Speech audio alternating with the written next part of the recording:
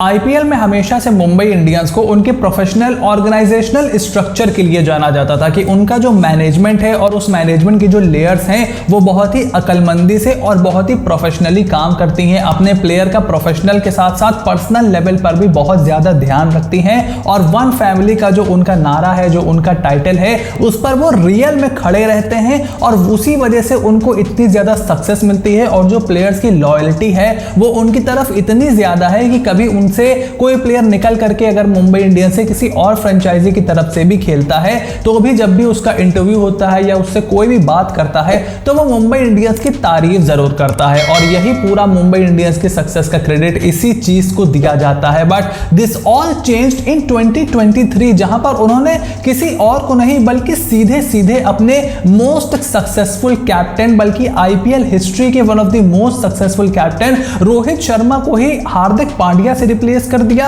बिना किसी अनाउंसमेंट के, बिना रोहित शर्मा को कॉन्फिडेंस में लिए। और हार्दिक पांड्या ऐसा भी नहीं है कि मुंबई इंडियंस से खेल रहे थे और उनके अंडर वाइस कैप्टनसी कर रहे थे तो ये डिसीजन लिया गया, बल्कि गुजरात टाइटन से अब तक की हिस्ट्री की आईपीएल की हिस्ट्री का सबसे बड़ा ट्रेड करा करके उनको कप्तान बना दिया गया। और ये सब चल रहा था जब इंडियन टीम वर्ल्ड कप खेल रही थी अपने ही देश में। और वर्ल्ड कप 2023 के बाद जो पूरा ड्रामा हुआ उसके बाद मुंबई इंडियंस की हालत क्या हुई आईपीएल 2024 में हम सबने देखा, उसके बारे में वीडियो में काफी ज्यादा बात भी हो चुकी है। तब मुंबई इंडियंस को और उनके फैंस को भी लगा होगा कि चलो एक बार का ये ड्रामा हो गया, अब पूरा मामला खत्म है, अब हम फ्यूचर की तरफ देखेंगे क्योंकि मेगा ऑक्शन भी आ रहा है। बट अगर आपको लगता था कि 2023 के वर्ल्ड कप के बाद का ड्रामा सबसे ज्यादा था, then you have absolutely no idea कि आपके लिए इस साल क्या वेट कर रहा है। क्योंकि वर्ल्ड कप 2024 में T20 वर्ल्ड कप में भारतीय टीम चैंपियन बन गई, रोहित शर्मा ने टीम इंडिया को चैंपियन बनाया और उसके बाद इंटरनेशनल T20 क्रिकेट से उन्होंने रिटायरमेंट का ऐलान किया। और सभी को सरप्राइज करते हुए सूर्य कुमार यादव को बीसीसीआई ने सेलेक्टर ने टीम इंडिया के T20 इंटरनेशनल्स का नया कप्तान घोषित कर दिया है। और इसके बहुत बहुत ज्यादा चांसेस उस समय हो गए थे जब हार्दिक पांड्या की एक तो फिटनेस उनको रेगुलर खेलने के लिए अलाउ नहीं कर रही थी और उसके साथ साथ ये खबर जब निकलने लगी कि टीम इंडिया की जो मैनेजमेंट है like ex head coach Rahul Dravid हो गए, कुछ सीनियर प्लेयर्स हो गए, वो भी हार्दिक पांड्या की लीडरशिप में बहुत ज्यादा कंफर्टेबल खुद को महसूस कर नहीं रहे थे। तो मुंबई इंडियंस की मैनेजमेंट को जहां पर लग रहा होगा कि अब देखो सब सेट है, एक बार हो गया, अब तो रोहित ने इंटरनेशनल से भी रिटायरमेंट ले ली है, तो जब टीम इंडिया फ्यूचर की तरफ देख रही है तो हम भी फ्यूचर की तरफ देखेंगे और हार्दिक पांड्या के साथ कंटिन्यू करेंगे। अब यहां पर मामला बहुत ज्यादा पेचीदा हो गया है क्योंकि देखो रोहित शर्मा इस समय मुंबई इंडियंस में है जो कि एक्स इंडियन कैप्टन है, स्पेसिफिकली T20 फॉर्मेट की हम लोग बात कर रहे हैं। सूर्य कुमार यादव वहां पर है जो कि इस समय इंडिया के T20 के कैप्टन हैं और ऐसा बताया जा रहा है कि 2026 के वर्ल्ड कप तक फुल छूट उनको दे दी गई है, तो अगले 1 से 1.5 साल वही कैप्टन रहेंगे और वो वर्ल्ड कप भी भारत में होना है। उसके साथ साथ जसप्रीत बुमराह वहां पर है जो कि टीम इंडिया के अगले टेस्ट कैप्टन बनने का कम से कम दावा जरूर रखते हैं और टेस्ट सीरीज जब होती है तो उनको वाइस कैप्टन भी अपॉइंट किया जाता है। और उसके साथ साथ वहां पर है हार्दिक पांड्या जो कि बेचारे कुछ सीरीज में ही भारतीय टीम की कप्तानी कर पाए और अब इन सभी प्लेयरों से उम्मीद की जाती है कि वो हार्दिक पांड्या के अंडर खेलें। तो इतना जो मैंने एक्सप्लेन किया आपको ऑलरेडी समझ आ गया होगा कि पूरा रायता यहां पर फैल चुका है और मुंबई इंडियंस की जो मैनेजमेंट है वो इससे ज्यादा परेशान मेगा ऑक्शन को लेकर के है। क्योंकि देखो उनके इंडियन कोर की सबसे ज्यादा बात होती थी कि बहुत ही तगड़ा इंडियन कोर है, बहुत ही प्रोफेशनल इंडियन कोर है, सुपरस्टार स्टडेड इंडियन कोर है,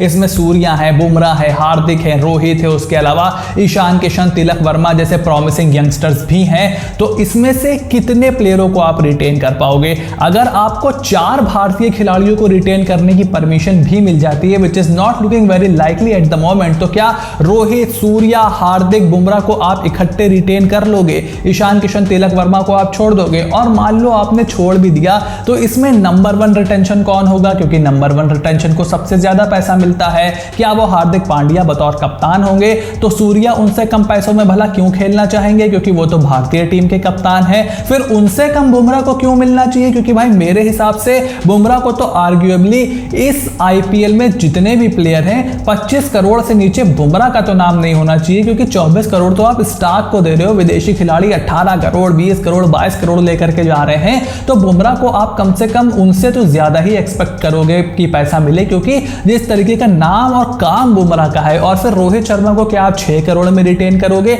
आई डोंट थिंक सो कि ये भी बहुत लाइकली हमें यहां पर दिखाई देगा। तो मुंबई इंडियंस की मैनेजमेंट इस समय बहुत ज्यादा परेशान है और उनके फैंस भी यही सोच रहे हैं कि जब अब मेगा ऑक्शन को लेकर के रिपोर्ट्स लगातार निकलने लग रही हैं, कहीं ऋषभ पंत की बात हो रही है, कहीं केएल राहुल की बात हो रही है, कहीं बात किसी और की हो रही है, कहीं किसी और की हो रही है, गुजरात टाइटंस की बात चल रही है, मेगा ऑक्शन के रूल्स क्या होंगे, पर्स क्या होगा, तो सारी चीजों के लिए अभी फिलहाल हमें ऑफिशियल न्यूज का थोड़ा सा इंतजार करना पड़ेगा। लेकिन एक बात तो तय है कि ये जो 4 प्लेयर हैं ये मुंबई इंडियंस में इकट्ठा तो कम से कम रिटेन तो नहीं हो सकते।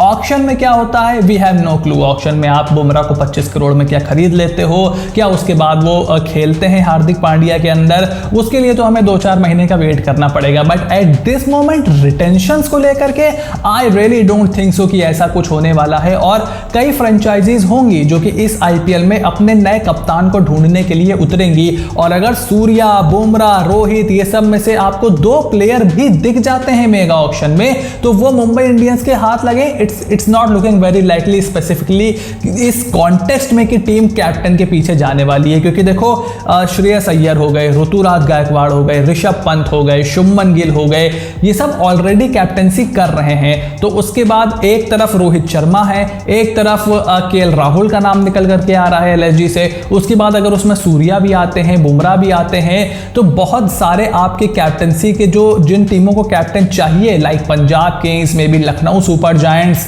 इन ये टीम, रॉयल चैलेंजर्स बैंगलोर, ये टीम तो भागेंगी ना इनके पीछे, ये टीम इनके पीछे भागेंगी। और आप उनसे ज्यादा पैसा क्या खर्च कर दोगे तो फिर आप अपनी टीम कैसे बनाओगे? क्या आप एक सीजन और हारने के लिए तैयार हो कि नहीं हमें हमारे प्लेयर चाहिए, फ्यूचर में हम धीरे धीरे यंगस्टर ग्रूम करके टीम बना लेंगे, सस्ते ओवरसीज खिलाड़ियों को खिला लेंगे, लेकिन हमें हमारे प्लेयर चाहिए। तो ये भी कॉल आपको यहां पर लेनी पड़ेगी। क्योंकि देखो तिलक वर्मा को अगर आप नहीं रिटेन करोगे 10 करोड़ के ऊपर वो भी जाएंगे, मोस्ट लाइकली ईशान किशन को आप नहीं रिटेन करोगे 10 करोड़ के ऊपर वो भी जाएंगे।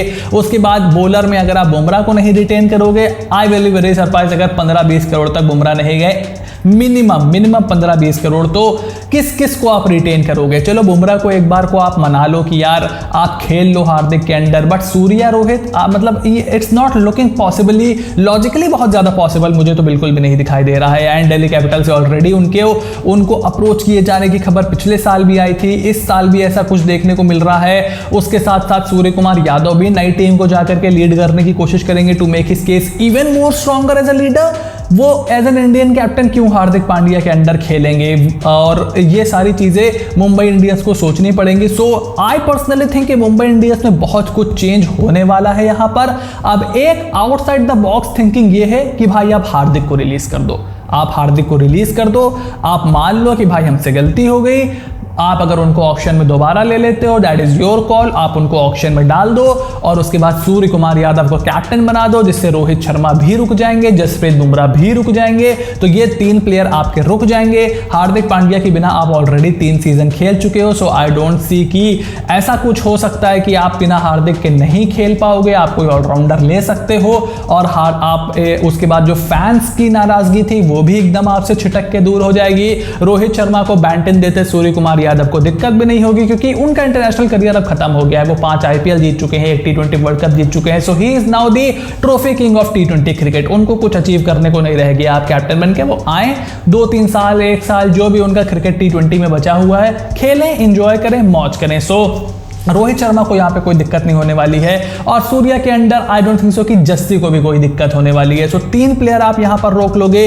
तिलक वर्मा के हार्दिक से दुखी होने की खबर आ रही थी, लड़ाई की पिछले साल खबर आई थी कि कहाँ सुनी हुई थी, तो उनको भी आप रोक लोगे अगर 4 रिटेंशन मिल जाते हैं, या फिर आपके पास कम से कम बजट इतना रह जाएगा कि आप उनको रोक लोगे। क्योंकि अगर आप बुमराह को फर्स्ट रिटेंशन बनाओगे, सूर्य को सेकंड रिटेंशन बनाओगे, तो रोहित भी थर्ड रिटेंशन के लिए तैयार हो जाएंगे, क्योंकि वहां पे हार्दिक नहीं होंगे। अगर हार्दिक वहां पर रहते हैं तो सारा मामला गड़बड़ा जाएगा, क्योंकि फिर आई डोंट थिंक सो कि सूर्या और बुमराह वहां रुकना चाहेंगे, और उनको वहां रुकना चाहिए। रोहित का I don't know what he will decide, क्योंकि उनका घर मुंबई में रहा है और उनका करियर अब बहुत ज्यादा लंबा है नहीं। But Surya Bumrah I don't think so कि वो रुकना चाहेंगे, और उनके करियर के हिसाब से आई डोंट थिंक सो कि उनको वहां पर रुकना चाहिए भी।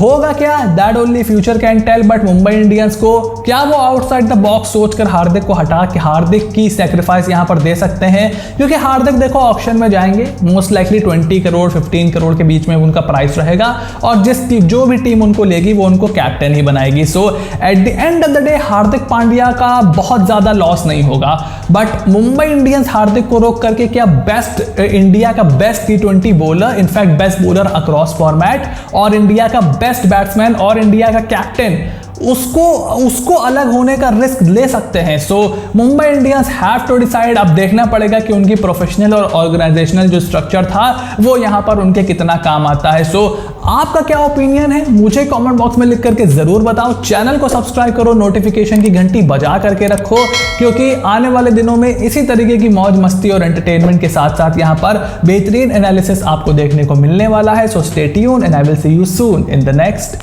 वीडियो।